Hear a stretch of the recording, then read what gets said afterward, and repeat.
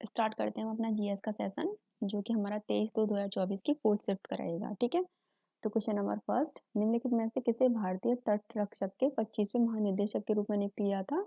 तो यह इनका आंसर है राकेश पाल। ठीक है, तो 2024 में जितनी भी नियुक्तियां की गई हो आप लोग एक बार देख लेना उनको, क्योंकि क्वेश्चन बन जाता है कभी कभी। ठीक है, question number second, Krishnarao Shankar Pandit और राजा भैया पुंचवाली का संबंध किस घराने से है? तो ये है ग्वालियर घराने से। ठीक है, घराने मतलब घराना भी बहुत इंपॉर्टेंट है, इस स्टैटिक का पार्ट है। ठीक है, जितने भी आप लोग देख लेना, एक वो होता है लखनऊ घराना, ये है। ठीक है, ये ग्वालियर घराना, बनारस करके होता है शायद एक, ये बहुत इंपॉर्टेंट है। क्वेश्चन नंबर 3, गन्ने से चीनी बनाने की गतिविधि किस क्षेत्र की आर्थिक गतिविधि के अंतर्गत आती है? तो ये है हमारा द्वितीयक क्षेत्रक। इकोनॉमिक्स में ये सबसे पहले पार्ट में होता है, मतलब 4 क्षेत्र होते हैं हमारे, प्राइमरी, सेकेंडरी और ये टर्टियरी और ये फोर्थ। ठीक है, तो ये बहुत इंपॉर्टेंट है, इन चारों के बारे में आप लोग पढ़ लेना कि प्राथमिक क्षेत्र में क्या क्या आते हैं, द्वितीयक में क्या क्या आते हैं, तृतीयक क्षेत्र में क्या क्या आते हैं और चतुर्थक क्षेत्र में क्या क्या आते हैं। ठीक है, क्वेश्चन नंबर 4, निम्नलिखित में से किसे भारत में हरित क्रांति के जनक के रूप में जाना जाता है? तो ये MS स्वामीनाथन। अब हरित क्रांति का क्या है कि इस शिफ्ट में पूछा है, और मेरे हिसाब से ये 5 से 6 शिफ्ट में पूछ लिया हरित क्रांति से रिलेटेड ही। ठीक है, तो हरित क्रांति इंपॉर्टेंट पार्ट है, इसे आप अच्छे से पढ़ लेना और आप वीडियो भी देख लेना, मतलब या फिर प्रीवियस ईयर पेपर देख लो कि उसमें हरित क्रांति से रिलेटेड, मतलब इस टॉपिक से रिलेटेड कितने क्वेश्चन पूछे गए हैं। ठीक है, और एक बार इसको देख लेना, इस टॉपिक को। ये मिष्टी योजना का उद्देश्य आसपास के समुदायों की सामाजिक आर्थिक स्थिति में सुधार करते हुए भारतीय तट पर पारिस्थितिक तंत्र की रक्षा और उसे पुनर्जीवित करना है। तो ये है मैंग्रोव, भारतीय तट पर मैंग्रोव पारिस्थितिकी तंत्र की रक्षा और उसे पुनर्जीवित करना है। ठीक है,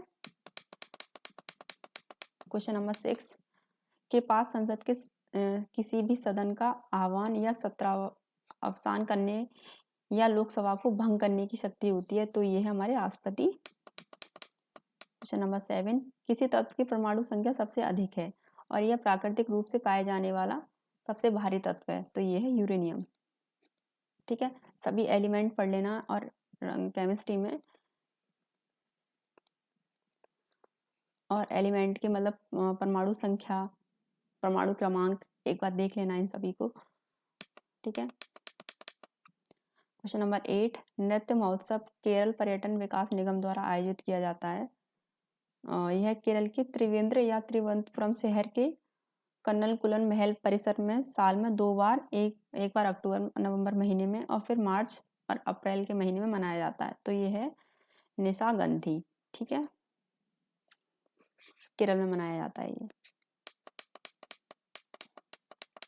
क्वेश्चन नंबर 9, भारतीय संविधान में उल्लेखित मौलिक कर्तव्यों के संबंध में निम्नलिखित में से कौन सा सही नहीं है? किसके संबंध में? मौलिक कर्तव्य। तो क्वेश्चन ऑप्शन फर्स्ट, भारतीय संविधान में मौलिक कर्तव्य का उल्लेख 51A में किया गया है,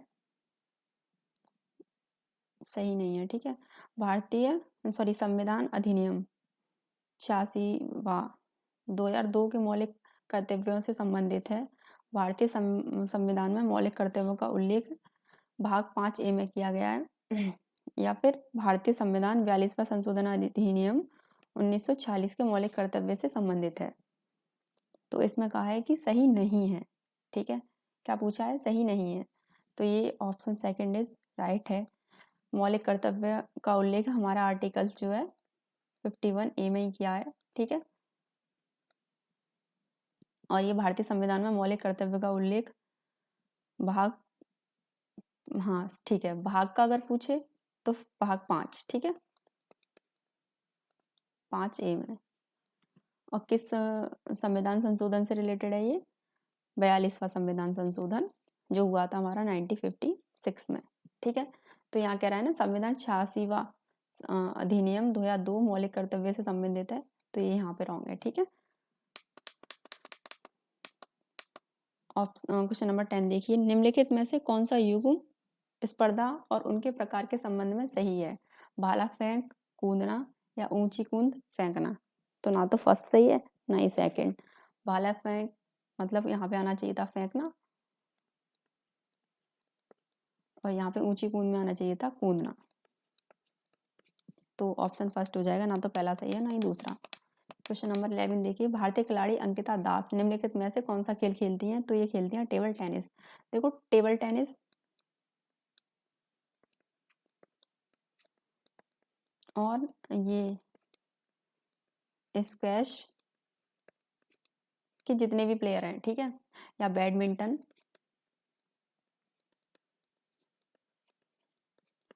मतलब इन तीनों खेल के जितने भी प्लेयर हैं आप इनको अच्छे से पढ़ लेना, क्योंकि सीधा सीधा ये पूछता है कि मतलब जैसे यहाँ पूछ लिया अंकिता दास का कौन सा खेल खेलती हैं, या फिर किसी और प्लेयर का नाम दे देगा कि वो कौन सा खेल खेलता है। और मैंने ज़्यादातर देखा है शिफ्ट में या तो टेबल टेनिस का पूछता है या पूछता है स्क्वैश, ठीक है, ये दोनों बहुत पूछे गए हैं इनके प्लेयर।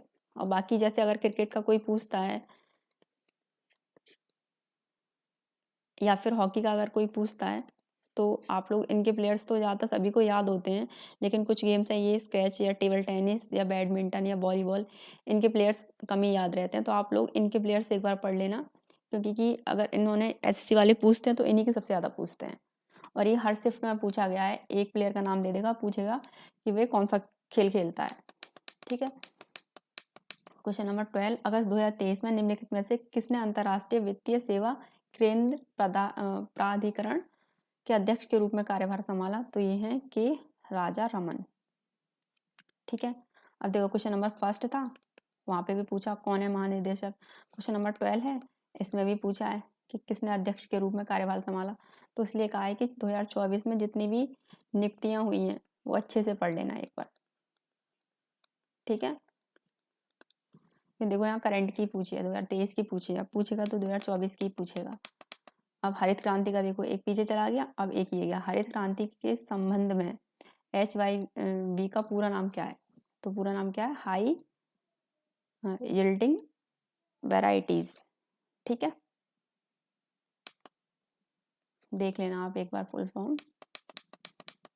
निम्नलिखित में से कौन नाइटिंगेल ऑफ इंडिया के नाम से लोकप्रिय है? तो ये है सरोजनी नायडू, ठीक है, ये इनकी उपाधि है, ठीक है। क्वेश्चन नंबर 16 देखिए, कौन सा खेल में खिलाड़ियों के कौशल स्तर का आकलन करने के लिए एलो रेटिंग प्रणाली का उपयोग किया जाता है? तो ये है शतरंज रेटिंग प्रणाली। मतलब गेम से रिलेटेड क्वेश्चंस तो पूछे हैं, लेकिन ऐसे ऐसे पूछे हैं कि बहुत डिटेल में, ठीक है।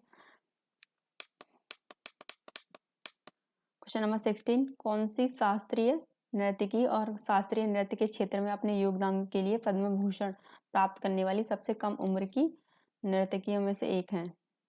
तो ये है सोनल मानसिंह, ठीक है। ये इनका शायद फर्स्ट शिफ्ट में भी पूछा था, स्टार्टिंग की 20-21 की जो हुई थी। छऊ नृत्य शैली का संबंध निम्नलिखित में से किस राज्य से है? तो यह है पश्चिम बंगाल, ठीक है। निम्नलिखित में से कौन सा देश सार्क का सदस्य नहीं है? तो सार्क का सदस्य नहीं है, चीन नहीं है, ठीक है। बाकी भूटान, बांग्लादेश, नेपाल और शायद भारत भी। 2001 की जनगणना के अनुसार भारत की कुल साक्षरता दर कितनी थी? साक्षरता मतलब क्या होता है? पढ़ा लिखा, ठीक है, मतलब पढ़े लिखे लोगों का पूछा है, ठीक है।